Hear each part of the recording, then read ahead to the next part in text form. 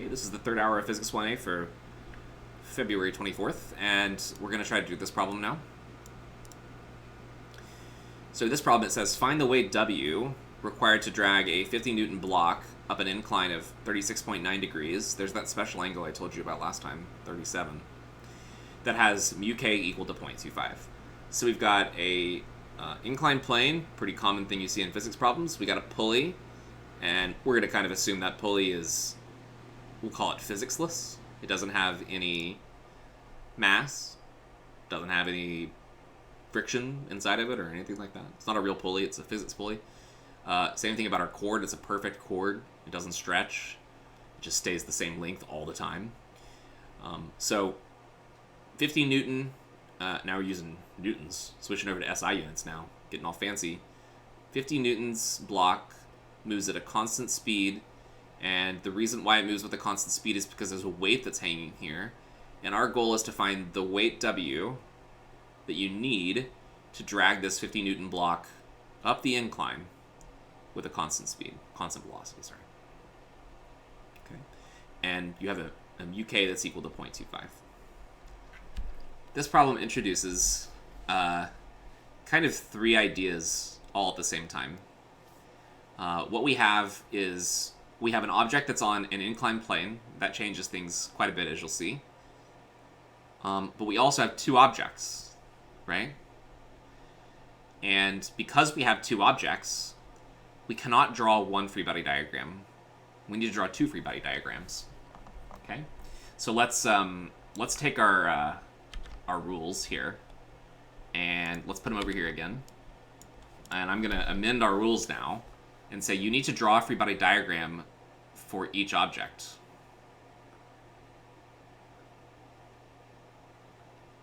Okay, each object you need to draw a free body diagram.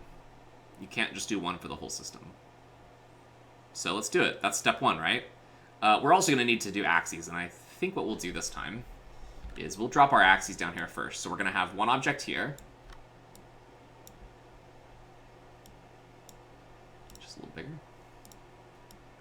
Oh, no, not in this problem. We won't be doing that.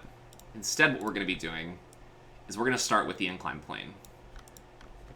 So now we'll draw our free body diagram. So let's start off with the free body diagram for our 50 Newton block.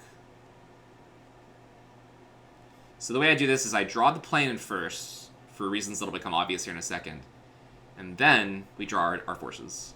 So what are the forces that are acting on this 50 Newton block right here? What do we got? Let's draw them on the picture. We have the friction force, and then we have the tension force of the rope. Okay, friction should be this way, right? Stupid ink to shape. Friction should be going down the hill, and then tension should be going up the hill. Yep, exactly the opposite. We got tension, exactly. And then we got a normal force. Remember, normal forces, they don't go straight up, they go perpendicular to the surface, so like that, right? And the weight now is the one that's weird. The weight is the one that's going to go kind of at an angle like this. All right, let's put all those onto our diagram so that we can actually do some trig and stuff with it.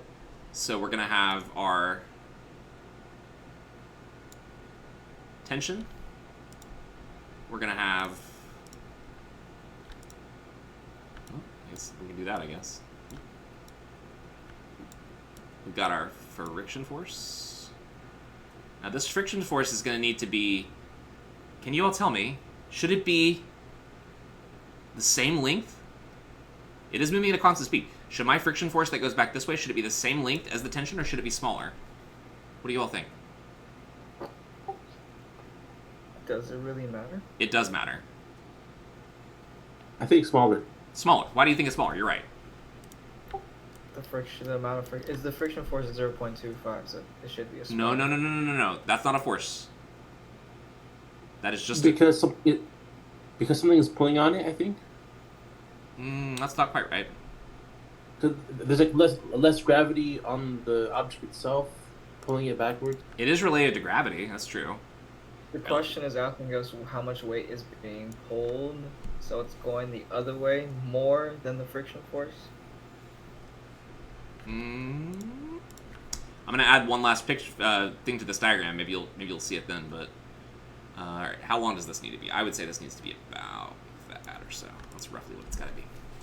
All right, so there we go. There's our weight, our normal force, our friction force, and our tension.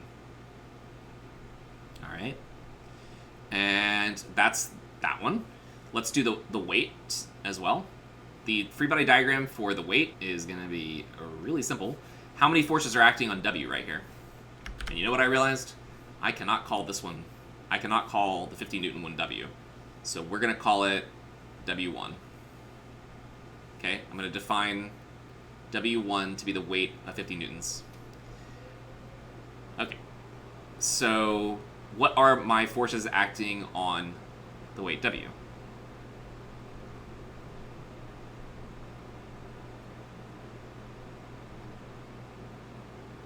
Its weight, right? What else? And T. That's it. Now, are these going to be equal to each other, or are they going to be different?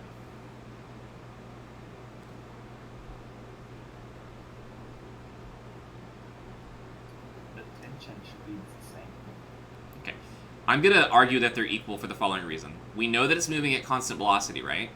So for the weight W that's hanging, what we can say is that the net force acting on it in the y direction should be equal to 0. Right? And for this picture, I'm going to call this positive y. Just for this one here. Up is positive y. That means T minus W is equal to 0, so the tension is exactly equal to the weight. That's one thing that we know now, due to the first condition of equilibrium. Okay, we're done with that. Okay, so now let's come back to our 50 Newton block. All we've really done is the first step here, right? We haven't done the rest of the steps for the 50 Newton block. Let me pick this. I don't know why it does that. It's like, I think that Alt key gets stuck down or something. So we did the free body diagram for each object, done. Define X and Y axes, we did that for this one. What about this one? How am I going to do my axes? Something you probably have seen if you took any type of a physics class before this, is you notice immediately that the tension, the normal force, and the friction force, they kind of already automatically form a set of axes that is slanted a little bit, right? So what I'm going to do is my axes are going to be like this. Oh no, I wanted to make that one black. There we go. My axes are going to be like that.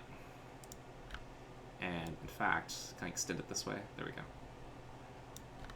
So that is going to be my y-axis. And I'm free to choose what I want to make positive y, but I'm going to make this direction positive y. And I'm going to make this direction positive x. I could have made down positive y as well if you really want to. It's up to you. So there we go. We've done that part. We defined our axes. Now we have to break the forces into components.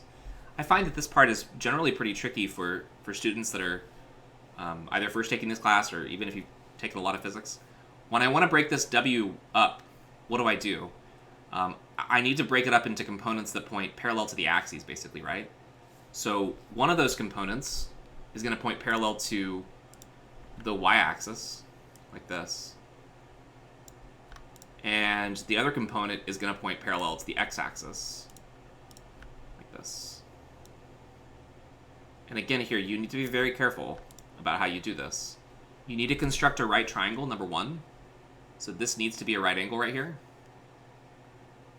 In keeping with what I said before, since W1 points down and to the left, the quote y component needs to point down, and then the x component needs to go left, so that you create the sum of the green vector plus the red vector. Sorry, the green vector plus the blue vector equals the red vector. Just have to do that. Okay. The next thing to do is to figure out what this angle is right here, so I can start labeling things. I'm going to draw one more line on here that I will probably erase here in a second. That looks pretty straight. So our inclined plane, we were told, has this angle, theta. I'm going to call it theta, 37 degrees here, 36.9 degrees, right? And we know that this angle right here is theta. Now, in our picture, maybe, I don't know if you can see it or not, but this angle right here, how is that related to the angle theta? There's a little right triangle right here, right? How is the purple angle here? How is that related to theta?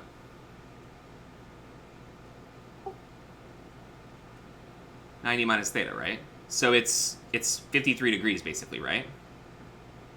It's 53, right? So you also have another right angle here between the friction vector and the y-axis. So what about this angle right here? What does that have to be equal to?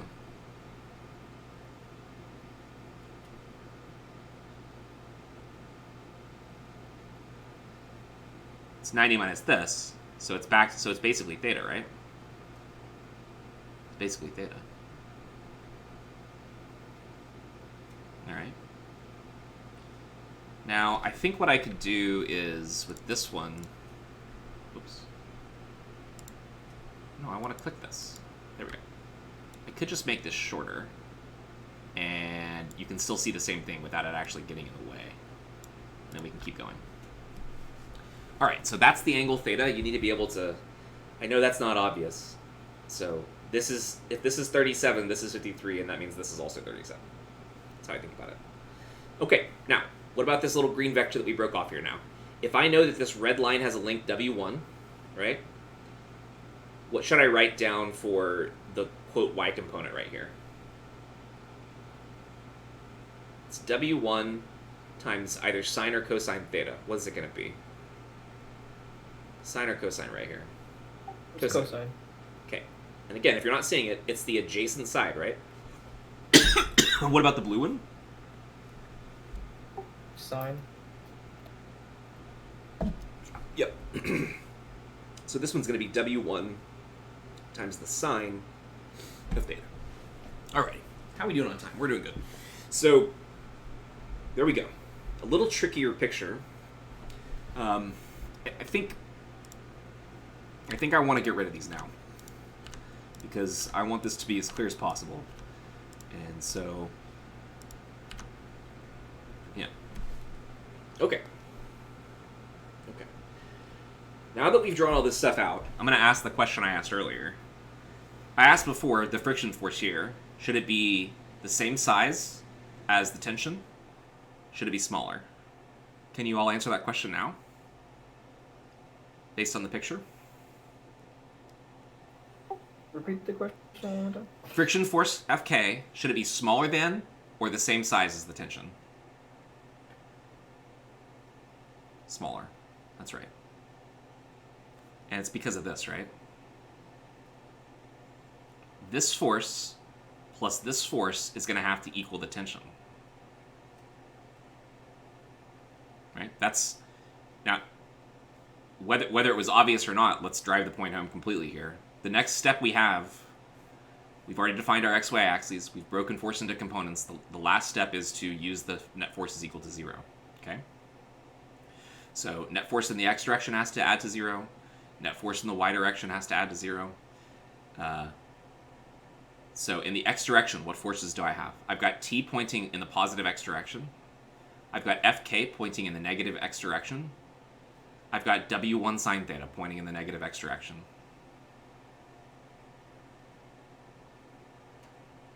And so that's why I was saying that basically your tension force ends up being equal to this plus this, right? And that's why the friction force is going to have to be smaller than the tension force. Tension going up equal to the friction plus the weight that points down the ramp. Okay, y direction, we've got two equations, or two variables. We got normal force, positive, minus this one, W1 cos theta. And now we can start to solve. We will need one other equation, of course. We need the friction relationship. Just like last time, we don't have enough information unless we do that, because otherwise our variables would be tension, friction, and normal. Okay? So putting that in,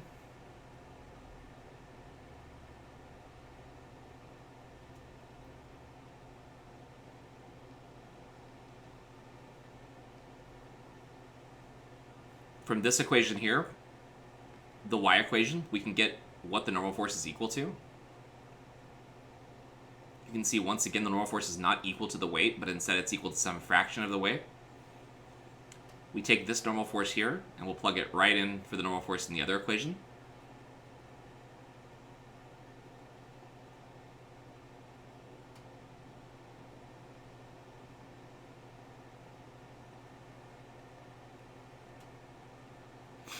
Now, the original question was, find the weight W required to drag a 50 Newton block up an incline of 36.9 degrees that has this. So our goal is to find W, but what we learned earlier was that W is equal to the tension. So I can just plug W in here, and then I can move everything else to the right-hand side.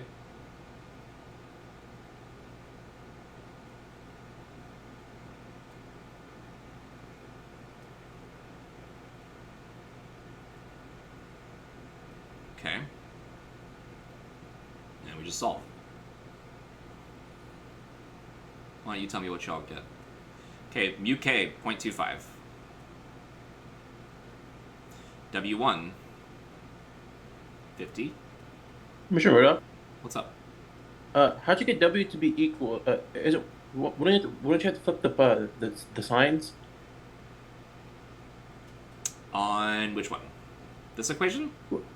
Well, T equals W, right? And then so if you replace it and then you put it, you subtract W to the 0 so that you can get W equals that. Wouldn't you have to change the sign? No. Wait, where? Here? Yeah, like, or did you add the negative U to KW all the way to the 0? Is that what you did? Yeah. You're looking at that equation? Yeah. Yeah. I moved everything to the right hand side. Oh, that one. Thank you. That's what you're talking about. Yeah, thanks so much. There you go. Thank you very much for catching that. I really appreciate that. Thank you so much. So there we go.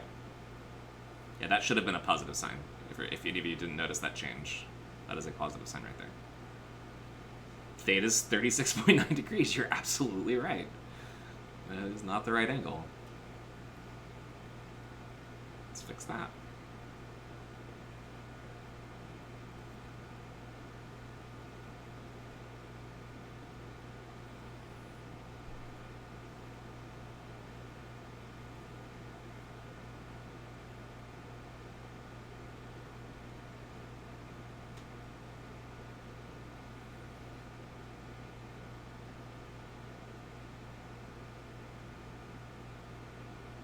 So this is where you can kind of... So 50 newtons is in every term, right? And 0.25 is a quarter. Cos 36.9 is 4 over 5. And sine 36.9 is 3 over 5. So you end up getting 1/5 plus 3/5, which is 4/5 times 50. So you should get it almost exactly 40 newtons as the answer. Because remember that one of the things we learned last time, I'll just reiterate it, is that if I have a triangle and I have an angle that's 36.9 degrees and it's a right triangle, then this side is 3, this side is 4, and this side is 5. So sine 36.9, 3 over 5, right? And then cosine would be 4 over 5. So 40 newtons, that's the answer. Does anyone have any questions?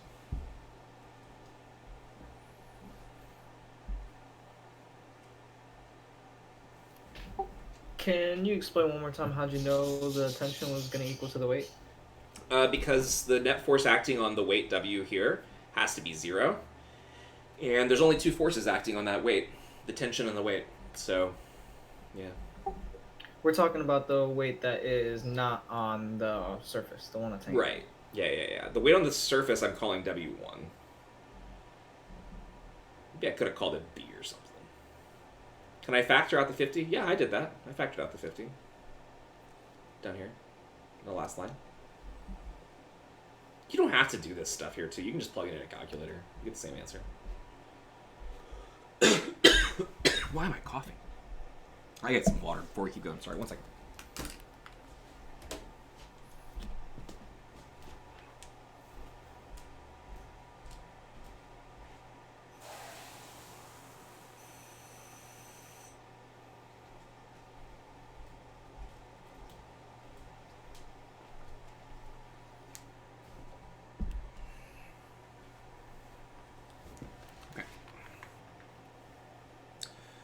Well, any other questions, or are y'all ready to move along? Do another problem? I think we have time for at least one more. Yeah, one more. Do one of these trickier ones.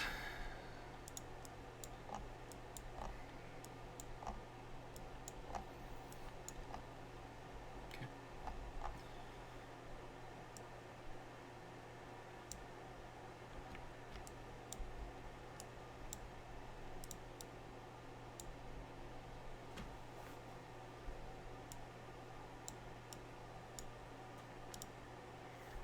Okay, so there's our problem. A small cart with the weight little w is held motionless by a cord parallel to the incline of a wedge, which has an angle theta, and it's attached to the wall. If there's no friction, find the force P required for equilibrium. How hard do you need to pull to the left, P, so that this system remains in equilibrium?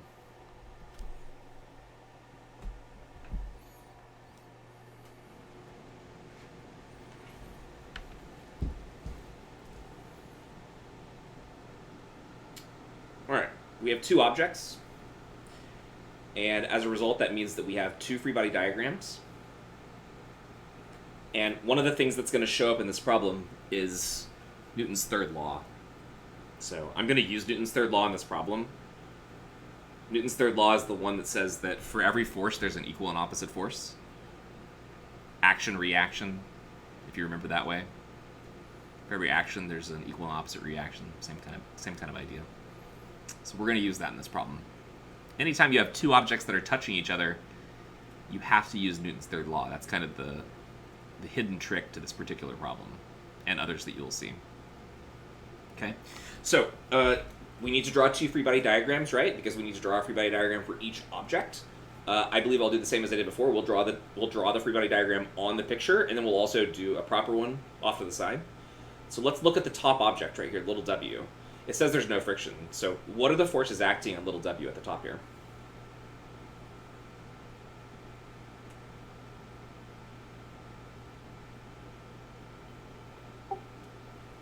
You have the normal force, and then you have the x and y components of the friction force of the little... No, there's no friction. There's a tension though, right? Weight normal tension, that's it. Tension's this way, and then that weight's down. Down. On the other objects, you're also going to have a weight, which in this case is called W1. And you're going to have the force P pulling to the left. I'm not going to redraw it. It's already on the picture. And then there's going to be a normal force that's kind of pushing up here and here, right? We'll call those, together, we'll call those N1. The total of both of them, we're just going to say is normal force. And finally, there's one more force. Can anyone tell me what it is?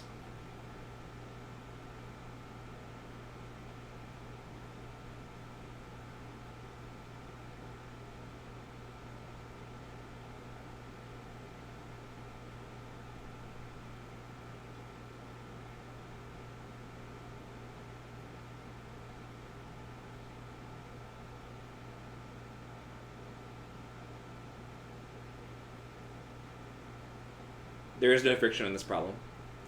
The normal force from the other block. That's right. So this same N that goes up this way, there is an equal and opposite force that acts back down. We'll draw it from the surface here. Back like that. It'll look better when we put it on our regular diagram. But that N and this N are the same force. But just one of them is the force of the wedge on the cart, and the other is the force of the cart on the wedge. That is your equal and opposite right there. So this force here and this force here form what's called a Newton's third law pair. We'll call it equal and opposite forces. All right, that looks pretty messy. So let's draw our own free body diagrams over here. Just like before, we are going to need to start off with a line to represent the surface. So this line is going to represent this surface here, not even close to the right angle. There we go. It's a little better. And let us start with, here, let's use all this room that we have over here. Let's start with the one that's on top. We're going to need 2 of these. Copy, paste. Here we go. We'll start up here and then we'll kind of let the math fall below. I believe that's enough room. So this is going to be what I'll call the cart, which has weight little w, and this over here is going to be what I'll call the wedge, which has weight w1. And on the cart, let's use the same kind of colors that we have over here. So we've got, like you all said, a normal force that goes this way. We've got a tension that points up the incline.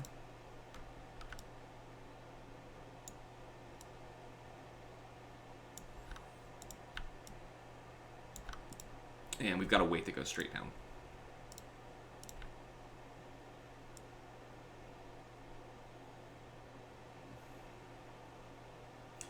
So this weight, I'm going to make this one shorter. Like that. This needs to be a little bit longer then. I'm trying to draw these so that basically these 3 vectors, if they add together, are 0. Because that's how it's supposed to look. Okay, the forces then are N, T, and then little w. On the wedge, little dot for the wedge.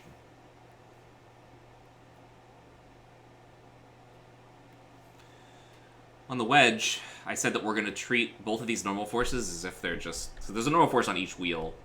Each wheel is probably holding up about half, maybe more. Half more or less, but in total we'll just call the normal force from the ground. We'll call that one N1. So that's N1. And then we're going to have the weight W1 that goes straight down.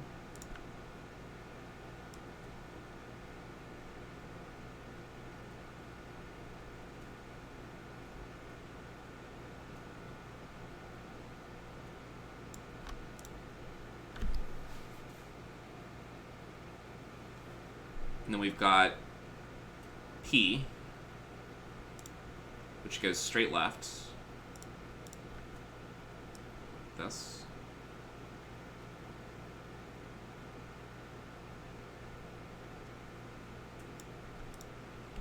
And then we've got, finally, the normal force from the upper block. So basically this force that gets communicated down to the object.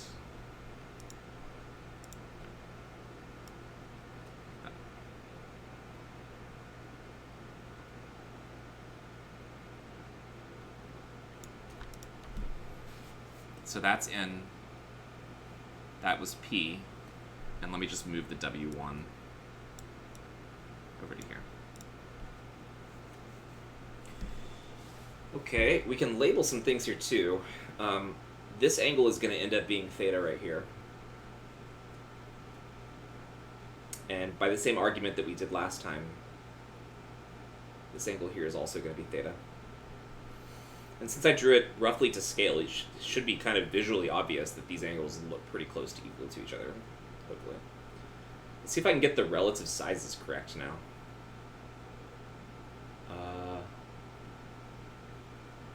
This is harder with this one. A lot of stuff I have to do in my head here, but basically the sum of the y components has to be 0, so this plus that has to be equal to the sum of these bottom 2. Wow, so these have to be a lot smaller. But then this has to be vertically the same as this one. I'll tell you what, I'm not going to worry about it for this problem, because it's just a little too much work without drawing it, without doing some calculations first. Does anyone have any questions before we keep going? Everyone see all those forces and... Okay. Next thing to do is to define xy axes for our cart that's on top, I think the most sensible thing to do is, just like we did before, we make our axis basically point... Ooh, don't do that. Kind of, we use the ramp as our guide to make our axes. Like that. Make it a little bit shorter. Doesn't need to be quite so long. Like that. And then we can say that, just like we did in the previous problem, that this angle right here is going to have to be theta. And should I go through why that's the case? Probably. So one of the tricks to finding these unknown angles in these problems is just draw another line, basically. It'll almost always solve your problems if you can figure out the right line to draw, at least. So we know that this angle is theta. That should be pretty clear, because this line that I drew here was intended to be a line that represents the wedge. So this angle has to be theta right here, which means that this angle up here is 90 minus theta, right? But then, you know, as it turns out, there's another right angle there. So if I have an angle that's composed of something that's 90 minus theta, then the other piece right here has to be theta. That's kind of the argument. So let's go ahead and break everything into components then on this picture. So we're going to have one component that goes this way. I'll slide it down just a little bit so it meets up with the tip of the... Yep. And that should be drawn at a right angle, hopefully. So that's going to be one component. And then my other component, let's use light blue for that one, is going to come from here down to here.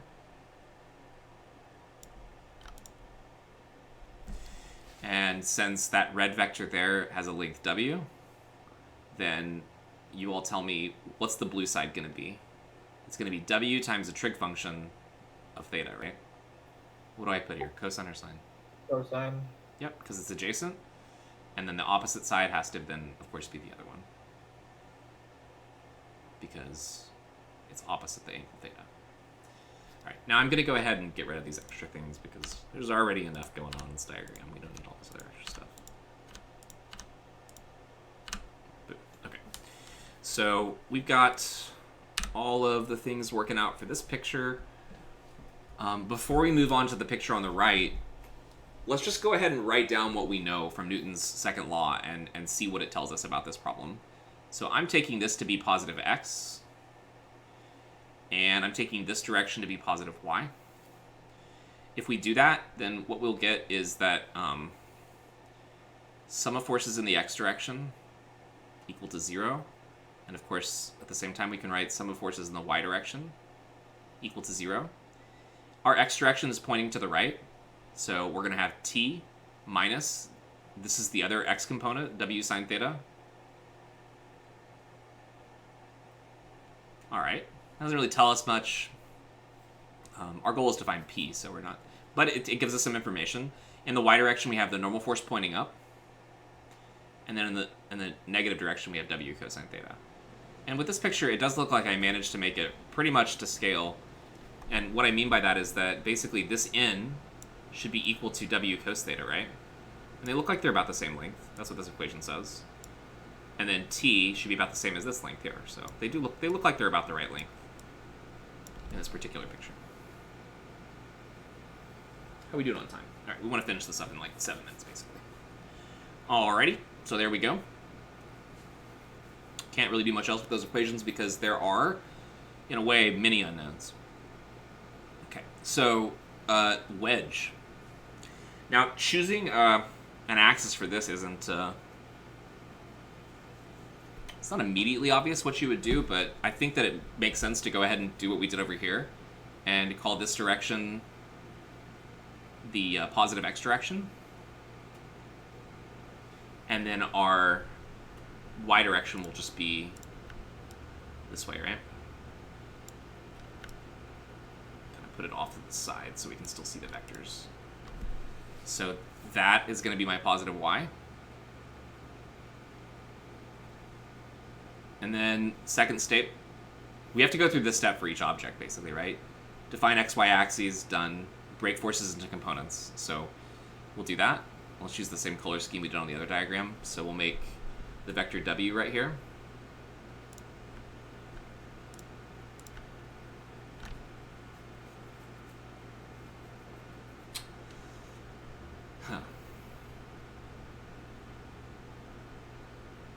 Part of me really wants to make the XY axes point normal, as in up and down, and left and right. Because I don't think we really care what this weight is right here. We'll see how it goes, though. It turns out that it doesn't really matter what you choose. You always get the same answer as long as you're careful. The one drawback is, like, sometimes it's simpler to use other axes. So there's going to be that one going that way. We're going to have another vector going this way. And then we're going to have... let's see. For this one, we need the y component to go... Nope, not that way. It's got to go up this way. There's the y component for p. Oop, didn't mean to do that. And then we do the x component this way. Pick purple. And then we would say that, let's see, y component here is going to be p sine theta. Opposite. The x component will be p cos theta. I didn't ever say that. I did not say that, Tom Bui. Not true. I did not say that. These are not equal to each other. N1 and N are completely different. Oh, I drew N1 in the wrong way, didn't I? Shoot. I apologize if that was confusing. N1 is the normal force from the ground. And it should point straight up, actually, shouldn't it? I'm very sorry about that.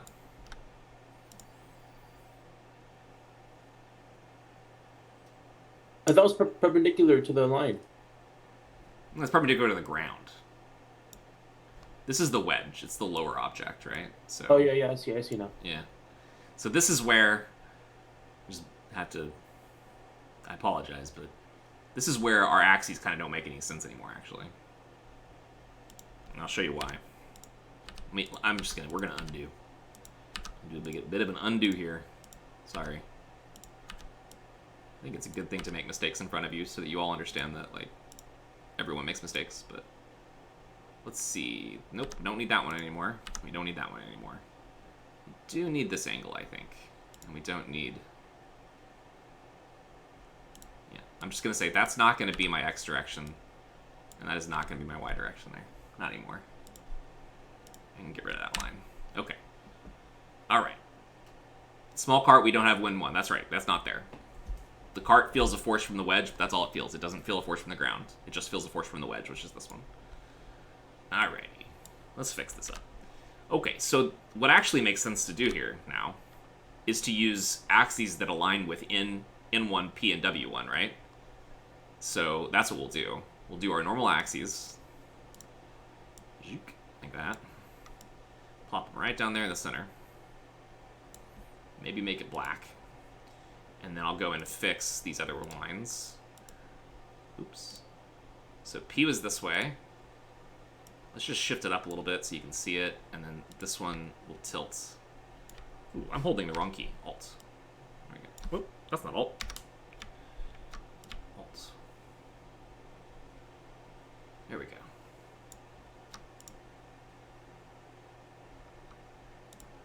I can actually fix these lengths now that I think about it.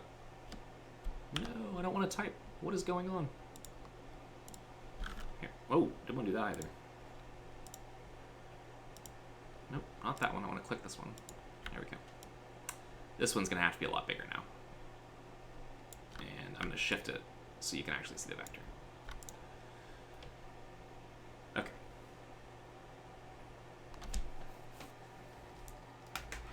Now, those are our axes. If that is the x direction and this is the y direction, then the only vector we have to break up is n. That's the only one we have to break up. So let's do it. This vector's a little bit off too, isn't it? Shift it again so you can see it. Okay. Just this vector needs to be broken up. And the way we'll do that is this. So I'm going to draw it like so. So the y component is going to come down this way. And the x component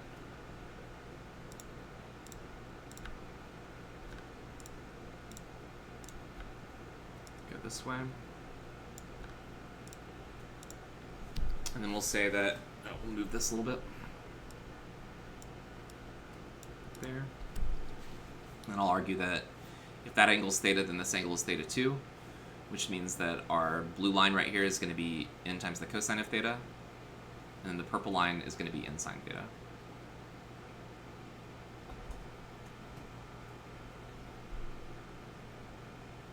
When you did your graph in pen, oh yeah, I mean, pencil way better for sure. Okay, so now we want to take our picture right here and we want to write equations for it.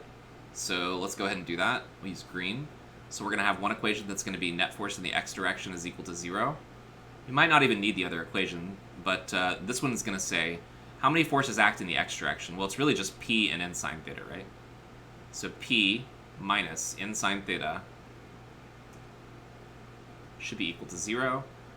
I'll write down this other equation, but I have a very strong feeling like we're not going to use it at all, because it's going to introduce two new variables. So in the y direction, we've got n pointing up, right there, n1, so to speak. And then we've got w1 pointing down. And we've got n cos theta pointing down.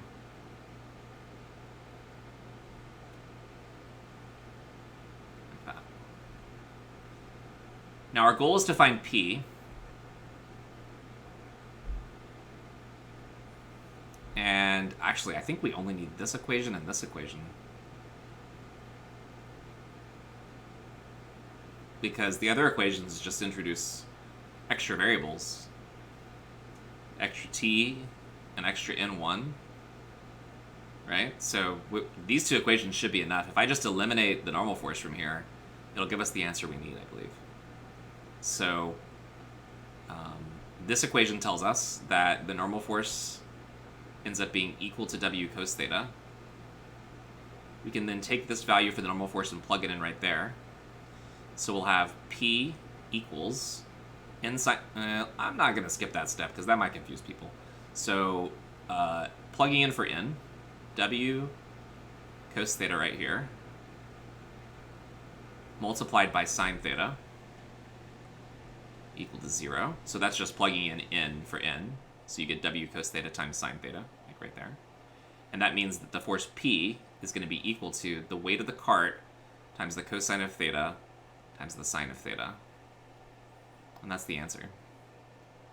All we need to know, it turns out, is the weight of the cart that's on top. That's the cart weight, right? It makes absolutely no difference how heavy the thing on the bottom is. And that should probably make some intuitive sense, because in reality, if we set this system up, let's go back to the picture and let's think about what's happening. If we set this system up and we didn't pull with this force P, what direction would the wedge move? So let P equal to 0, get rid of this force. What direction does the wedge go?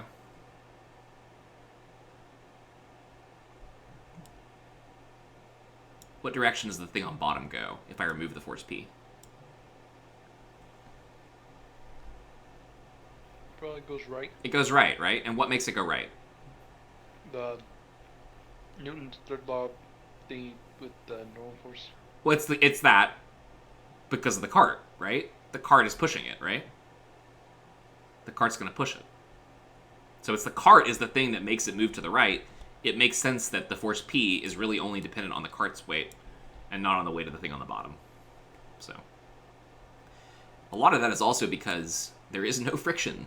So there's no way in which, like, the bottom cart is going to slide no matter what. All right, we are right about out of time, about 2 minutes left, actually. So I will stick around and answer any questions that you all have. If you need to do an ad code, we'll do that right now, too. Okay? So, yeah, friction would play a big part if it was there, Kevin. That's exactly right. That would definitely end up in our answer.